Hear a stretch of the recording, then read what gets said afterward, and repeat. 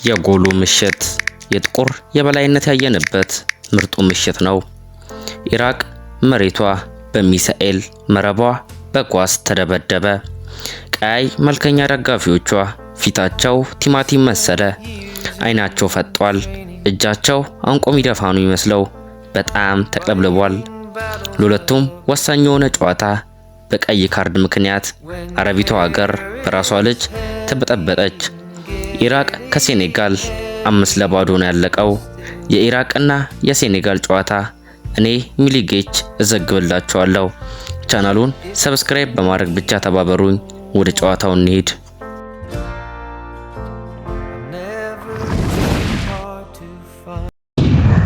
የዓለም ዋንጫው የመጨረሻው የምድብ ጨዋታ ሴኔጋል ከኢራቅ እያጓጓን ተጀመረ።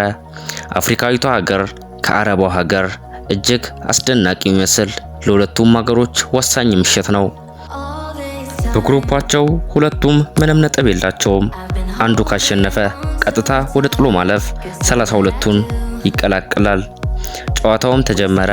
ገና በአራተኛው ደቂቃ የአፍሪካዊቷ ሀገር አስደነገጠች። ሀቢብ ዲያራ ኳስ አገኘ፣ ገሰገሰ፣ አስቆጠረ። የኢራቅም ቡድን ገና በጨዋታው ጠዋት ተወናበደ። ሀቢብ ዲያራ አስቆጠረ። ሴኔጋል 1 ኢራቅ ምንም። በጨዋታውም ድንጋጤ በኢራቅ በኩል ታየ። የሴኔጋል ቅጥቀጣም በረታ። በ12ኛው ደቂቃ የኢራቁ ተጫዋች ሱላካ ፋውል ሰራ። ዳኛውም ቢጫ ሰጣው። ጨቅጨቃውም ሲበረታበት ቫር ሊያይ ሄደ። ቀጥታም ቀይ ካርድ ሰጣው። የጨዋታውም አቅጣጫ ሙሉ በሙሉ ማለት ይቻላል ወደ ሴኔጋል ተለወጠ። በኢራቅም ቃሰም ወጥቶ ማኑኤል ዩኒስ ገባ። የጨዋታውም ቅጥቀጣ በኢራቅ ላይ ሚሳኤል ሚጣል ነው የሚመስለው። የኢራቅ ተከላካዮች ዱላውን ሁሉ ተቋቁመውታል። ኢራቆችም ለማጥቃት ሲሞክሩ ሴኔጋሎች በፍጥነት ያቋርጣሉ። ሴኔጋሎች ኳስ ሲይዙ ኢራቅ መከላከሉን ያጠናክራል። እንዲህ እያሉ 45 ሞላ። 9 ደቂቃም ተጨመረ። ምንም ለውጥ አልታየም። ሴኔጋሎች አጠቆ፣ ለውጥ ሳይፈጥሩ ወጡ። የመጀመሪያው አጋማሽም አለቀ። ሴኔጋል 1 ኢራቅ ምንም። ሁለተኛው አጋማሽ ምን ያሳየናል ስንል ከተመን። ሁለተኛው አጋማሽም ተጀመረ። ኢራን ከሴኔጋል ሴኔጋል ጥቁሩ ዱላውን እያበረታ መጣ። ቀጠቀጠ። ከዚህ ማኔ ይሞክራል፣ ከዚህ እንደሚባዬ። ጨዋታውም ቀጠለ። 55 ደቂቃ ላይ ግን ተአምር ተፈጠረ። ኢራቁ ተከላካይ አካም ሀሸን ኳስ ያዘ። ኳሱም አመለጠችው። ካማራም ያዘበት ወደ ጎልም 2 ሰው አቶ ገባ። በቀኝ እግሩ በስስት ሰነጠቀለት። እስማኤላ ሳርም በቦታው ነበረ፣ ነካው፣ አስቆጠረ። ሴኔጋልም ሁለተኛውን ጎል አስቆጠረ። በጎሉም በኋላ በሴኔጋል በኩል 3 ተጫዋች ቅያሬ መጣ። አሲስት ያደረገው ካማራ፣ ሀቢብ ዲያራ እና ሚባዬ ወጡ። በእነሱም ጃክሰን ኒዳዬ እና ፓፔ ጉዬ ገቡ። ጨዋታውም እጅግ አማረ። የኢራቅም ቅጣት ምት ተሰጣቸው። ቅጣት ምቱንም የሴኔጋል ተጫዋቾች በቀላሉ ተቆጣጠሩት። በመልሶ ማጥቃትም ሄዱ። ግን የኢራቁ ፉልባክ ተጫዋች ዶስኪ ያዘው። መልሶም ተሳሳተ። ቀጥታም ሴክ ነበር ያዘው። ሴክም ለፓፔ ጉዬ ሰጠው። ፓፔ ጉዬም ገና ከመቀየሩ ከርቀት በቀኝ በኩል በሚገርም ሹት አስቆጠረው።